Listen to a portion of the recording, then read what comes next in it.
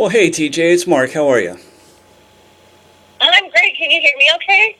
Absolutely perfectly. Can you hear me all right? Yeah, I can. We're driving right now, so hopefully I don't like cut out or anything like that. But Well, right now you are in the land of cow pastures and nothingness, so you might fade away, but I'll understand. right. So, how was Fresno last night? Fresno was awesome. It was a really cool venue. Lots of people there. Cool city. I'm so sorry about the mix-up too. I have no idea. Like that was crazy. You know, I felt so bad. don't feel bad. It's the sound of one hand clapping. You know, it just doesn't work out sometimes. So, since you're driving, I'll try to, cut to the chase on everything here. But just give me a little bit about your musical background, because I'm intrigued a little bit. Well, me personally, like I played piano like my whole life. We had a little Casio keyboard, and my dad would listen to the Beatles and Billy Joel and stuff like that. And I just always gravitated towards the piano. Took lessons and stuff, and then as I grew up, I mean, I always enjoyed writing music more than learning music. So, like, I didn't have the patience to sit down and like learn a piece of classical music. I just always wanted to write. So when I went to college, I got a degree in composition and focused on voice as my instrument and not piano. But like, so opera, stuff like that, classically trained vocalist and stuff like that. So way more music theory than you'd ever need in one lifetime. Unless you go on to pursue the doctorate and want to teach someday or something like that, I guess. But, no, well, I mean, I'm grateful for it. I'm grateful for it completely. It's made me such a better songwriter, such a better musician. I'm so glad that I did it because I do, I love to compose not just pop music, but, one day I would definitely love to just pursue composing for film, anything like that. It's always kind of been like my goal. When I was younger, I think I always wanted to really write music for movies. So the whole like rock band thing is just kind of like happened, Like I started, I will say I'll blame it on the Distillers because when I heard their music for the first time, I was like, I want to be in a punk band. Like I want to do this, and I got into bands like Taking Back Sunday and Alkaline Trio and the Movie Life, and I was like, I got to be in a band. I want to do this, and so that's kind of how that started, at least for me. And then, eventually crossed paths with Steve and his band when we were all living in Florida. And then, long story short, ended up kind of merging the bands and forming the Nearly Dead. well, congratulations. And speaking of the Newly Dead, you guys have a EP coming out soon? Yeah, it's going to be out May 26th called Revenge of the Nearly Dead. We did a pledge music to kind of crowdfund it, so we're grateful for all the fans that pledged early and pre-ordered and already have the record. We've seen a lot of people out at these shows actually singing along to some of these unreleased songs, so that's an amazing feeling. It's definitely got to be amazing, but if you think about it, 10 years ago, 15 years ago, those GoFundMe campaigns didn't exist, and it would be nearly impossible almost. Oh yeah, like the internet, changed the game. Luckily, 5 years ago, the Never Look Back video ended up going viral and getting several million hits, and it's still the number one reason we've got such a big fan base today all over the world. We're shipping CDs to Australia, and I think Saudi Arabia was one of the most out there places we sent something to, and it's just, incredible. Never would have thought people all over the world would care and want to support us and, give us their hard-earned money to help us keep creating music that they love. Well, it's a different form of fan connection. It's great to do meet and greets or run into somebody when you're at, the mall or a food place or something, but these are, a bigger connection to your fan base, which is more special and means a lot more, I think, to the fans. Yeah, absolutely, especially with the Pledge Music prizes. They're a part of making the album where you could, we could write a song for you, do custom artwork, things like that we did. It really got people involved in the process. And we just wanted to give fans what they wanted. So us reaching out to them and being like, okay, well, what do you guys think of more songs like this or more songs like that? Like, what do you want to hear about? What do you want us to write about? And just being able to give them more of what they want just makes it really personal. Well, that's awesome. So, you mentioned a couple bands earlier. You mentioned Alkaline Trio, Distillers.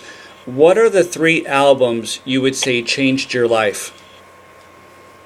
Oh my God, that's a great question. Definitely going to be The Ugly Organ by Cursive, the self-titled album by The Used, and oh my gosh. 3 is really hard because I'm leaning towards 3 Tears for Sweet Revenge by My Chemical Romance, but I also want to say Coral Fang by the Distillers. So, it's impossible to choose. And what was it about those 4 that shaped who you are today and where you're at today?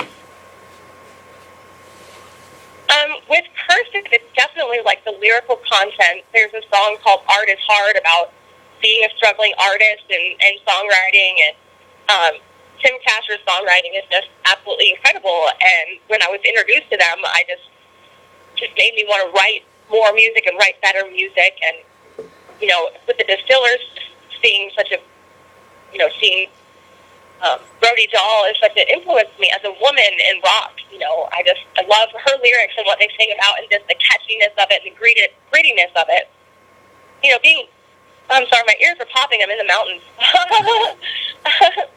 Just like being classically trained and then going into rock or punk, having to like kind of grit up my sound a little bit. I don't know. I'm just a huge fan. And The Taste of Ink is one of my top 5 favorite songs of all time. It's another one of those that's kind of like about being a musician and trying to make it. I just really resonated with that song, and lyrically and the meaning. And then when I formed the band, just my 2 biggest influences as far as front people go have to be Burt McCracken and Gerard Way. I would go online and like watch videos of them and be like, I want to be in a band like this. I want to be that kind of front person. They're huge influences of mine. Awesome. Good to hear. Good people as well, so that's a bonus. All right, some random questions for you. You ready? Sure. What 2 colors best describe you and why? All right, I'm going to go with gray because it's my favorite color and it's comfy. And also turquoise because it's another one of my favorite colors and it's more bright and I just love it. And it's happy. Awesome. Okay. For dessert, cheesecake or chocolate cake? Lemon raspberry cheesecake. Lemon raspberry cheesecake. There you go. All right. Milk chocolate? I love anything lemon. Anything well, chocolate's all right, but I love lemon and like bitter things for dessert. So. Okay. Yeah. Caffeine or decaf? Oh, caffeine all the way. I just finished drinking like a cold brew coffee every single day.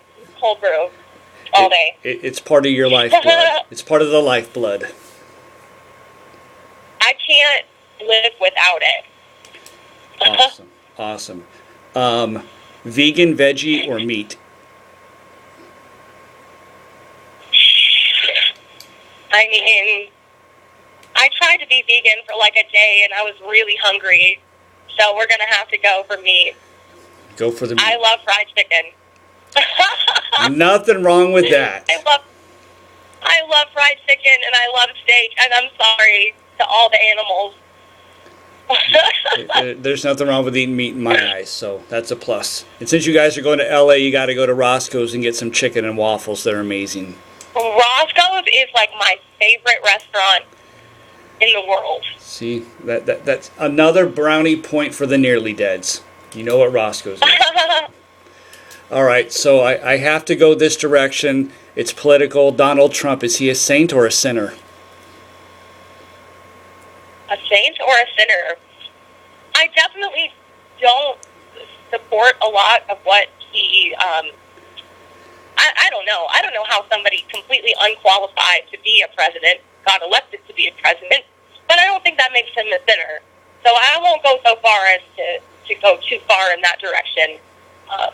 So we'll just, I mean, there's nothing I can do about it. I didn't vote for him, but it just is what it is at this point. Okay.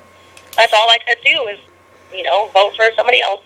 Fair enough answer. What's the best part of being in a band?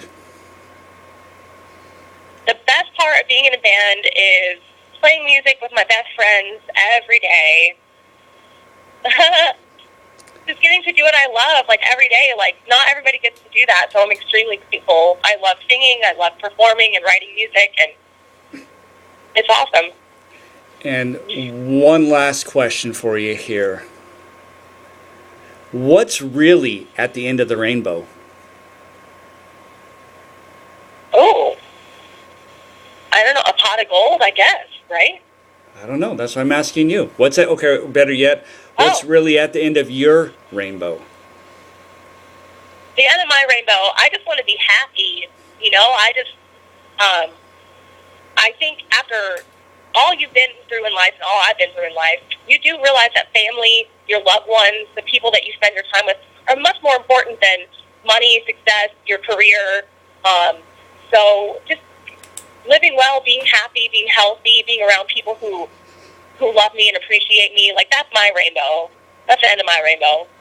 See, and that's a great answer. And thank you for making this interview happen today after all the mix-up from yesterday. Again, tell the guys hello. And once I get this interview posted, I'll shoot you a link so you guys can have it and pimp it out. That's awesome. Thank you so much. Hey, have a wonderful drive. You guys be safe and have a good show tonight. All right. Thank you so much. Thanks, TJ. Bye-bye. Bye.